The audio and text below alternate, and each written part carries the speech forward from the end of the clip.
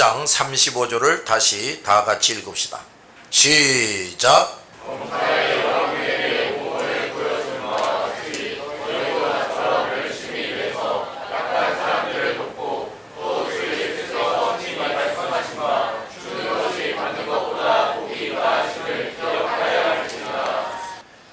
사도 바울은 에베소에서 온 장로들에게 그리스도의 청지기로서의 역할을 잘 해내기 위해서 바울에게서 본받아야 할 것들을 가르쳐 주고 있습니다.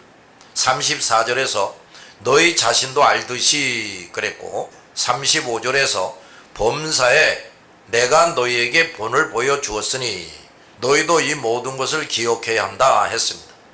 자, 바울은 첫째, 생계와 사역을 위한 물질, 이 물질에 대해서 이 세상과 세상 안에 있는 모든 것들에 관심을 기울여서는 안 된다는 것입니다.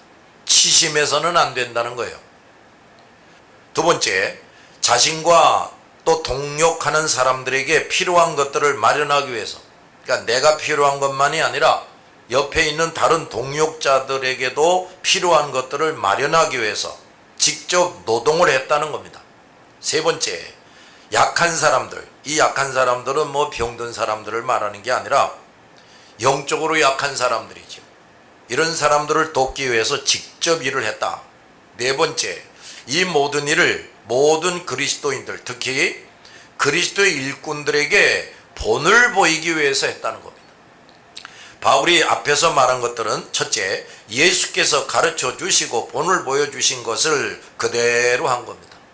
두 번째, 자기 앞에 있는 사람들에게 본을 보여주려는 목적으로 했다 하는 겁니다. 바울은 자신이 먼저 예수님이 가르쳐 주신 것을 잘 순종했어요. 그리고 예수님의 수준은 아니지만 모든 사람에게 본을 보이기 위해서 최선을 다했습니다. 여기서 우리는 바울의 충성됨과 지혜와 세심함을 볼 수가 있어요. 우리가 하는 일은 사람의 일이 아니고 하나님의 일이라는 말이에요. 그러므로 사람들이 세상의 일에 기울이는 열심과 지혜와 세심함보다 훨씬 능가해야 됩니다. 하나님의 일은 선하고 의롭고 거룩하고 완전한 것이므로 우리는 세상의 어떤 일을 할 때보다도 더 충성되고 지혜롭고 세심하게 해야 마땅한 겁니다. 그러므로 우리는 하나님의 일꾼으로서 갖추어야 할 것들을 부지런히 갖추어 나가야 돼요. 자, 우리에게 필요한 덕목들이 뭡니까? 우선 부지런해야 돼. 끈기, 용기, 담대함, 또 언제나 하나님 앞에서 온유함, 겸손, 지혜, 지식, 적극성, 세심성, 인내심, 규칙적인 생활, 또 투철한 책임감, 이런 것들을 갖추는 일을 중단 없이 해야 됩니다. 나를 구원해 주시고 그 죄값으로 나를 사신 내 주 예수 그리스도를 경외하는 사람이다. 이런 사람은 이러한 일을 결코 등한히 하거나 억지로 하지 않습니다. 기쁘고 즐겁게 열심히 합니다. 충성된 일꾼들은 자기 성찰과 개발, 이런 것을 위해서 힘씁니다. 그래서 이런 사람은 점점 더 예수께서 마음껏 들어 쓰실 수 있는 그릇 도구가 되는 거예요. 이런 일을 하지 않거나 게을리하는 일꾼들은 한동안 조금 쓰임받다가 더 이상 쓰임받지 못하든지 더 중하고 큰 일에 쓰임받지를 못해요. 내가 과연 어떻게 하고 있는지 순간마다 나 자신을 점검해야 됩니다. 자, 우리는 바울을 통해 몇 가지를 깨달아야 됩니다. 첫째, 바울 같은 위대한 하나님의 사자도 생계와 사역을 위해 직접 일을 했다는 겁니다. 수많은 사람들을 영육간에 구원하고 진정하고 영원한 유익을 준 바울은 그 혜택을 받은 사람들에게 적어도 그 생계와 거룩한 일을 위해 필요한 것을 충분히 공급받는 것이 마땅하죠. 그런데 바울은 그 마땅한 권리마저 그들을 위해서, 또 그 거룩한 사역이 조금도 손상되지 않기 위해서 포기했다는 겁니다. 바울은 하나님께서 가장 귀하고 가치 있는 것들을 사람들에게 거저 주었듯이 자신도 그렇게 했습니다. 그는 자기 생명까지도 아끼지 않고 복음과 진리들을 가르치며 사람들을 영육간에 구원하면서 아무 대가도 기대하지 않고 거저 주었습니다. 이것이야말로 바울은 최고 수준의 하나님의 사람이 되었음을 입증해 주는 것입니다. 예수님을 닮을수록 예수님처럼 합니다.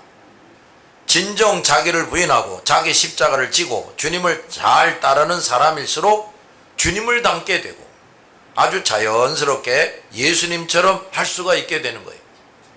그러므로 주님께서 가르치신 대로 하지 못하거나 거저 주지 않고 대가를 바란다는 것은 첫째, 자기를 부인하고 자기 십자가를 지는 것을 제대로 하지 못하고 있다는 거예요.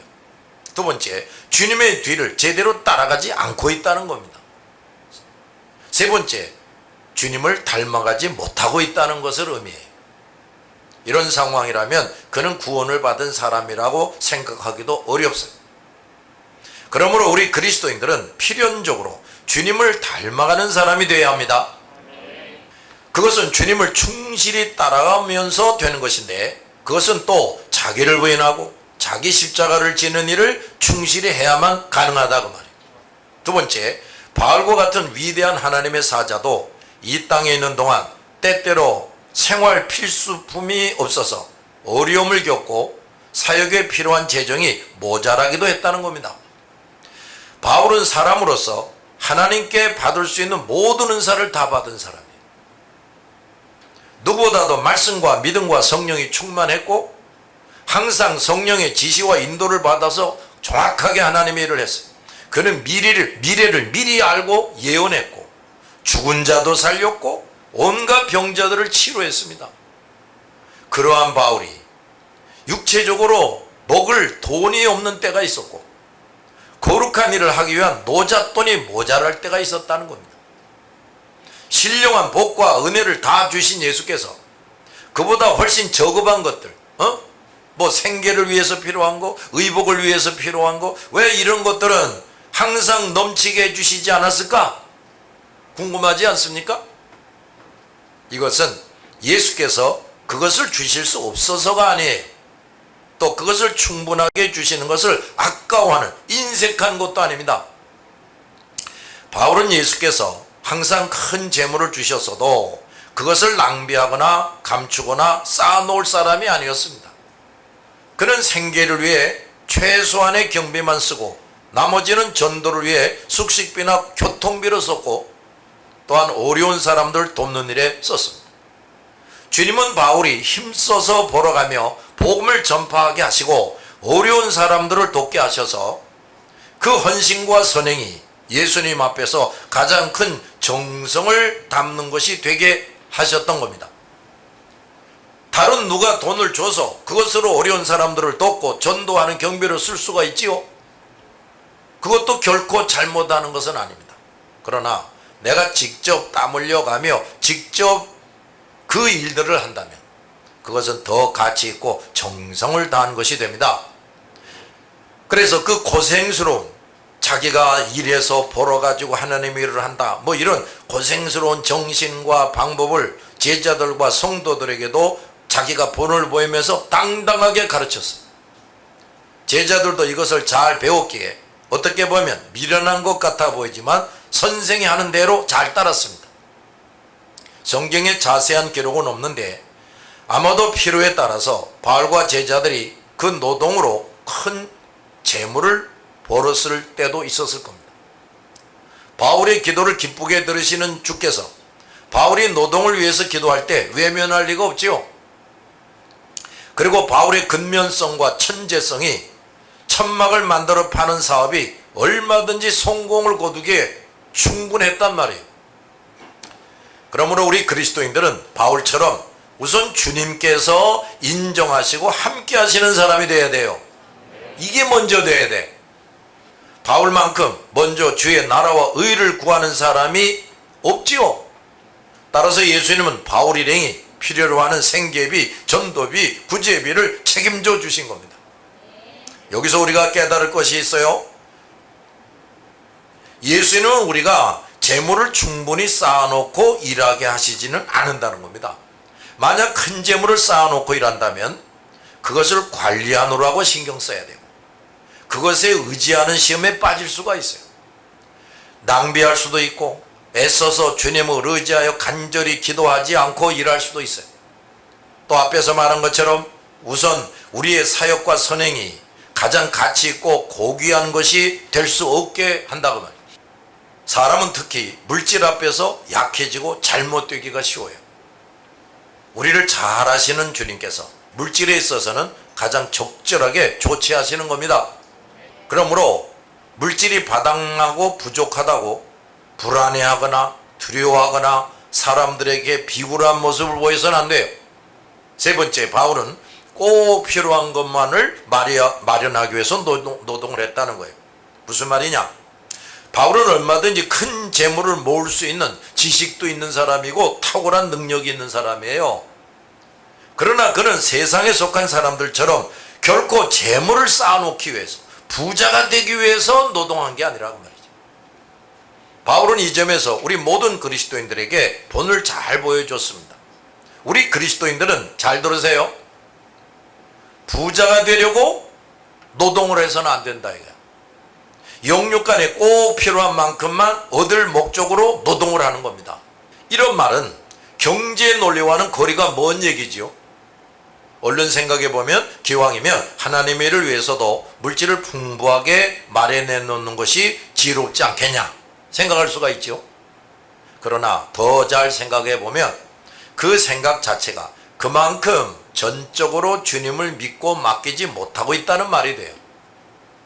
우주 만물을 만드시고 모든 것의 주인이시며 왕이 되기도 하시고 그 자리에서 내쫓기도 하시고 부자가 되기도 하시고 쫄딱 망하게도 하시고 모든 것을 아시고 능치 못함이 없으신 하나님을 믿는다고 하면서 왜 물질에 대해서는 믿고 맡기지 못하느냐 이 말이에요.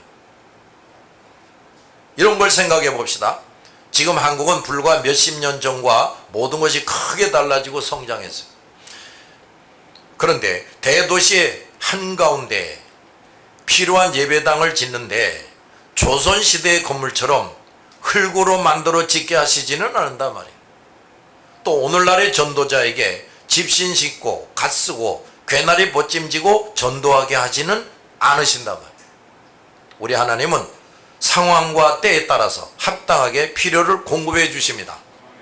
그런데 물질에 관해서만큼은 우리가 하나님을 주인 삼고 하나님을 의지하며 늘 하나님과 긴밀히 교통하면서 일하고 우리의 생활도 하나님의 사람답게 사는 것에 조금이라도 해가 되지 않도록 허용하지 않으신다 이 말이에요.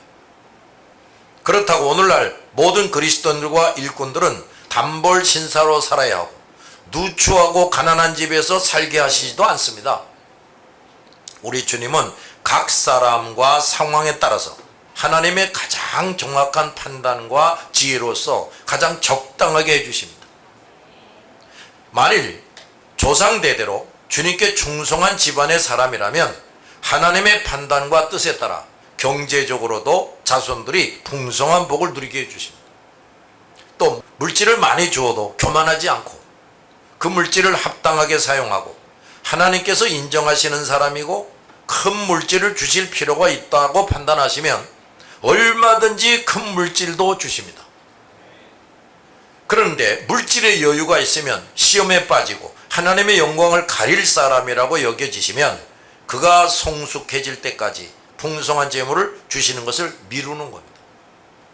이 모든 것은 하나님께서 가장 탁월하고 완벽한 지혜와 판단으로 하십니다. 물질에 있어서 우리는 다음과 같은 것을 명심해야 돼요. 첫째, 물질 문제도 전적으로 주님을 믿고 맡기는 믿음을 가져야 한다는 거예요. 알았어요? 두 번째, 주님께서 안심하고 더 많은 물질을 주실 만한 사람으로 인정받는 성숙한 하나님의 일꾼이 되어야 된다 이거예요. 세 번째, 충성하고 순종하는 바에 따라 하나님께서 물질의 복을 주시겠다고 약속하셨어요. 그러니 충성자라고 순종 잘해서 하나님이 주시는 것을 더 받을 수 있도록 해야 되겠지요. 이 중에 하나라도 제대로 못하는 사람이 몇 년 신앙생활 했다고, 교회를 위해 어느 정도 봉사 좀 했다고, 헌금 좀 드렸다고 왜 빨리 물질을 주시지 않느냐고 불평해서는 안 된다 그 말이에요. 그런데 바울이 이렇게 자급전도를 했다는 것에 대해서 오해하지 말아야 할 것이 있어요. 바울은 어느 한 곳에서 정착해서 목회하는 사람이 아니라 각 나라와 민족에게 끊임없이 달려가서 복음을 전하는 사람이에요. 따라서 그 복음 전파 사역에 있어서 누구에게도 부담을 주지 않고 어떤 사람들이 오해해서 그 거룩한 사역을 비난하지 못하게 하려고 자급전도를 한 겁니다. 바울은 그 모든 교회 목회자들이 자기와 같이 해야 된다고 가르치지 않았어요. 바울은 자신이 써보낸 서신서들을 통해서 한 교회를 책임지고 상주하면서 목회하는 교역자가 그 교회에서 생활비를 받는 것은 당연한 일이라고 가르칩니다. 여러 군데에 말씀하고 있습니다. 예수님께서도 하나님의 일꾼이 물질적인 보수를 받을 수 있다는 것을 말씀하고 있어요. 그러므로 오늘날의 모든 개교회들은 각 교회들은 목회자에게 생활비를 지급해야 하는 겁니다. 그런데 명심할 것은 교회에서 담임 목회자에게 주는 보수는 그 교인들이 아니라 주님께 받는 것이라는 사실이에요. 목회자들이 개교에서 보수를 받는 일에 대해서 모든 성도들과 목회자들 자신이 이것을 참 명심해야 됩니다. 따라서 여기서 우리가 알아야 할 것이 있어요. 목회자, 예수님의 종들이 교회로부터 보수를 받는 것은 교회의 머리이시고 주인이신 예수께서 성도들 중에 그 예수님이 뽑아 세우시고 기름 부으신 종들에게 그 예수께서 보수를 주시는 것이다 이런 얘기예요. 그러므로 성도들이 주님의 종들에게 보수를 정하여 드릴 때 결코 자신들에게 결정권이 있고 자신들이 주는 것으로 여기서는 절대로 안 된다 그 말이에요. 예수님이 자신들의 손을 통해서 주시는 것임을 명심하고 그 일을 하면서 교만하거나 오만해서는 안 됩니다. 그리고 보수액을 정하는 것도 예수님 앞에서 합당하게, 그리고 그것을 받을 종에게도 충분히 수긍이 가도록 해야 돼요. 개인적으로 하나님의 종이 마음에 안 들고 자신을 섭섭하게 했다고 감정적으로 그 일을 해서는 안 됩니다. 교회 형편이 합당한 보수를 드릴 수 있는데 인색하게 혹은 다른 핑계를 대면서 목사에게 드릴 것을 안 드리면 안 된다 그 말이에요. 장로 집사로서 이런 일을 주님 보시기에 합당하게 하지 못해서 주님의 진노를 당하는 사람들이 있어요. 그러므로 목회자는 첫째, 보수는, 목회자가 받는 보수는 세상의 어떤 직장이나 사람이 주는 것이 아니고 예수님께서 주시는 것이라는 걸 참으로 깊이 명심하고 얼마를 주시든지 간에 감사함으로 또 하나님을 두려워하는 마음으로 받는 겁니다. 그러므로 금액이 어떻든 고귀하게 여기고 불합당하게 사용하면 안 됩니다. 두 번째, 그 보수는 예수님이 주시는 것이므로 내가 예수님 앞에서 충성한 만큼 예수님이 정해 주신 것으로 받는 겁니다. 보수가 만약 적다면 결코 교회와 성도들에게 불평하거나 섭섭하게 생각하지 말아야 하고 내가 불충해서 그렇구나 하면서 받는 겁니다. 만약 내가 더 좋은 보수를 받아야 한다고 예수께서 여기시는 경우에 첫째, 그 교회 재정이 부족해서 더 이상 줄 수 없는 것이 사실이라면 교회의 머리이고 주인이신 예수께서 반드시 다른 형태로든지 어떤 형태로든지 그 부족함을 채워주실 겁니다. 두 번째, 교회가 재정 능력이 있는데도 장로 집사들이 부당하게 지급했다고 예수님이 여기신다면 때가 되면 그 중대한 죄를 범한 그 장로 집사들을 어떤 형태로든지 다스리십니다. 그리고 그 종에게는 때가 되면 어떤 형태로든지 갚아줘요. 채워줍니다. 그런데 반대로 목회자가 불충실한데도 지나친 보수를 받는다고 예수께서 여기실 때 때가 되면 그 목회자를 다스릴 겁니다. 불충한 목회자에게 잘못되게 보수를 정하고 준 장로나 집사들에게도 때가 되면 그들을 다스릴 겁니다. 그러므로 목회자에 대한 보수를 정하거나 받는 일은 목회자나 재정 담당자들이 참으로 예수님 앞에서 두려워하면서 신중하게 해야 됩니다.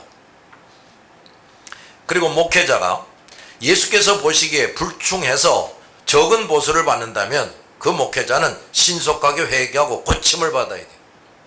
계속해서 그렇게 불충하게 목회한다면 그에게는 적은 보수가 주어지는 것으로 그칠 것이 아니라 그 거룩한 예수의 교회와 양들이 그 목회자 때문에 받아야 할 은총을 못 누리게 하는 것이므로 그는 더 큰 죄를 짓는 사람이 되는 겁니다. 그러나 목회자는 최선을 다했고 주님께서 인정해 주시는데 교인들이 순종하지 않고 못되게 굴어서 교회가 성장하지도 못하고 교인들도 몇 명 되지도 않고 담당자들이 악한 마음으로 목사를 부당하게 대우한다면 예수님은 그 범죄자들을 반드시 다스릴 것이고 목회자는 반드시 위로를 받게 될 것입니다. 자, 그 다음 36절을 봅시다. 시작.